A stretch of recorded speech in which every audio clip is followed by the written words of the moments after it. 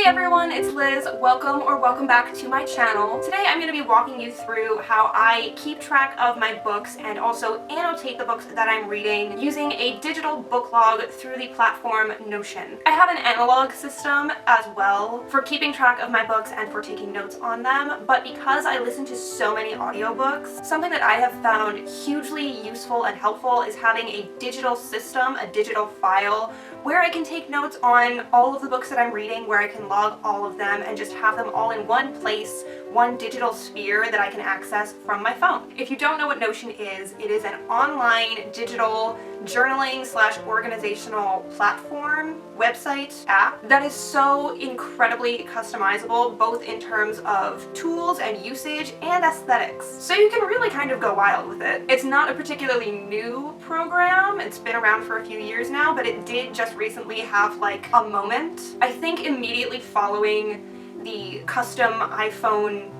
widgets and icon trend thing that happened a while back, a lot of people were looking to really customize a digital space, and Notion provides that tool in such a user-friendly kind of way, so it kind of had a moment. That was when I discovered it, and I haven't been using it all that long, to be honest. I've only been using Notion since January, but it's so great and it's so user-friendly and it's so helpful, and I swear to God, I use it every day. I've mentioned in previous videos, most recently this one right here, that I want to start branching out my content a little bit. I'm still making bookish content, I'm still making authorly, writerly type videos. BookTube and AuthorTube are my home, but I'll be starting a post-grad program in the fall, so StudyTube feels like kind of a natural progression. And this Notion content, this organizational lifestyle type content, feels like it kind of goes hand in hand with BookTube as well, to an extent. So I'm really excited to be branching out a little bit. I'm gonna throw it over to my screen recording in just a minute, but before I do that, let me know if you want to see more Notion content on this channel by liking this video and hitting subscribe. You can also let me know specifically what you would like to see for Notion type content down in the comments below. I already have several videos planned that I want to put out regarding Notion, but for now we're just going to talk about the book log, and if there's anything in particular or anything specific that you would like to see, please do let me know in the comments. And without further ado, let's throw it on over to VoiceOver Liz. So as you can see, I already have my book log all set up. This table up top is empty at the moment because I like to clear out all of my data at the beginning of the month, but all of that information is stored down below in my annual archive, so I've got my files for January, February, and March all logged away down here. And you can see when I open up the January tab, I've got my reading stats for the month of January, how many books I read, what kind of representation was featured, and then down below is my whole table from the month of January, my entire book log that I'm showing you how to set up today. So what I'm going to do to start, just to make my own life a little bit easier, is duplicate this page, and that's purely for the aesthetics, but what can I say, I like my look. And once we've got this new page, I'll just get rid of this data copy so that our page is blank and we can start from scratch. First things first, I don't want the title of this template to be copy of books, so let's call it book log. Obviously, if you use this template, you can call it whatever you want, and likewise, you can change up the aesthetics if you choose. You can change this icon here by picking an emoji, or uploading your own image, or linking an image from the internet. And the same goes for the cover photo, but the cover actually has its own gallery that you can choose from, and it has access to Unsplash as well. So if none of these pictures are to your liking, you could search, say, books and coffee, and get a whole new set. And if you still aren't quite happy, search something else. You can search for whatever you want, and Unsplash will undoubtedly have options for you. For the purposes of this template, I'm just going to stick with what I've already got up top here, and we can dive into the actual log itself. You can start by clicking the little plus sign at the edge of the new line, but I find keystrokes so much easier, so I just start with a backslash. Either way, you'll see this little drop-down menu, and you can scroll down and find table inline. Inline is important. There's an option for a full-page table, but we want to be able to add more to this page, so inline serves our purposes nicely. And then we can title this table April Books. So this table is going to consist of 9 different columns. The first one we're going to rename Title, and the second one we'll rename Author. And this one auto-loads as multi-select, but we're going to change it to just a regular text property. Multi-select will come later on. So now we've got our first 2 columns labeled. I'm just going to fill in one book as we go for reference. So let's say I'm reading The Lightning Thief, I'd put the title and the author. It's very self-explanatory, and I like to make the columns a little bit more narrow just so I can fit them all on the page. The next column is the date, and you can actually select date as a property. Some people like to do a start date and an end date as separate columns. I don't really see a need for that. If you select the date property, it'll give you the option to add an end date after the fact, so this way just kind of saves on space. The next column is format, and this is where multi-select comes into play for the first time. I use multi-select because I often like to listen to an audiobook while I'm reading a physical or ebook copy, so having the ability to combine formats in my table is really helpful. You can also change up the color of the highlights on your multi-select to better fit your own aesthetics, make them all the same, make them color-coded, whatever you feel like. Then we move on to status, and the property for this one is just select, regular select, because you can't have two statuses at the same time. The book is either read or it isn't. My statuses are complete, in progress, en route, because I read so many library books and I often have to wait for them. And I forgot to include it in this screen recording because I've been fortunate enough that I haven't had to use it. But in this template, as it's linked below, there is also a DNF status. The next three columns are all the same property. They're all numbers. The first being my rating of a book once I finished reading, the next being the duration of the audiobook, and the third being the page count. If I take in a story through two formats, let's say I listen to the audiobook while I'm running errands and then pick up the physical when I get home, I try to judge which format I utilized for the majority of the book and then just put the whole thing in the chart under that format, like Electoral College style. So for example, if I got most of The Lightning Thief through the audiobook, I just put the duration of the audio file. I think it's somewhere around 9 hours. But for now, let's say I'm reading a physical copy, so I'll put the page count. My best guess right now is 372. I'm sure that's wrong, but that's the number that I'm coming up with.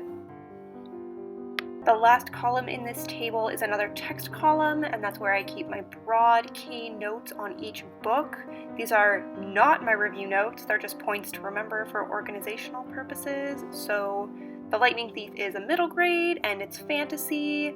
And if I was reading this for a readathon or a book club or a live show or on somebody's specific recommendation, that would go in this notes column.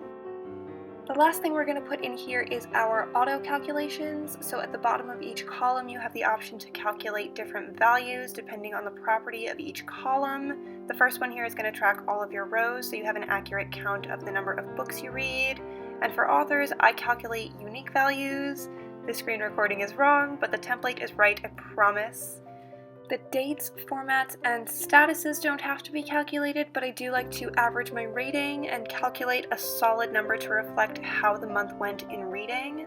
And then I'll sum up my audio time and page count, and that table is done. Down below, we're setting up something that looks pretty familiar to what we just did. You guessed it, it's another table. I seriously love these, they're so easy to use. This one I title Archive and Stats because this is where all my completed monthly logs are going to go and where I'm calculating my stats for the year. 12 months in the year means 12 rows in the table, so I'm just going to fill those in real quick. And then the next two columns are total reads and rereads, because I like to deduct my rereads from my total for the year. And then sticking with our numbers trend, we have our total pages, total audio time, and average rating. That's why these calculations up top are so helpful. And then our number of nonfiction reads and classic reads. These ones I do have to tally myself each month, but that's honestly not really a big deal. And you can split this up by whatever genres you want. I personally am just trying to read more nonfiction and more classics this year. And I'm also trying to focus on diversity in my reading, which brings me to my next column, my representation multi-select. Some of the things I look for are BIPOC rep, queer rep, neurodivergence, and own voices writing. And then finally, I have my notes column with a broad overview of the month that I can use in my final wrap-up. So for example, in January, I read books by 7 women authors, 4 BIPOC authors, and then those intersected with 3 women of color authors. And then I'm just going to do my auto calculations again, just like we did above. So that's my book log template. I also have another one for annotating while I read, but it's super simple. We're just going to breeze right through it. If I open up this property as a page, I open the Lightning Thief as a page, I can see all of the book stats from my filled in table, and when I go down here to this empty space, I can either just start taking notes or I can click Create Template. So I'm going to title this template Review Notes, and it looks empty right now, but when I use it for a specific book, all of this will be filled in. And this template is basically just a toggle list, so I can drop down or condense different aspects of my notes. Important things to me are the pre-read, so the synopsis and my assumptions and expectations going in, my real-time reactions, which I jot down as I'm reading, any quotes that stand out to me, and anything that stands out to me as being particularly positive or negative. And I try to find at least 3 positives and 3 negatives in every book I read in the name of objectivity of reviews. So I keep a number list in these drop downs to keep myself accountable. And then I'll throw in a divider that keeps my usually pretty messy notes separated from my more formal review. So if I open up the Lightning Thief here, all of the fields are populated, and I can click on my Review Notes template and just watch it pop up.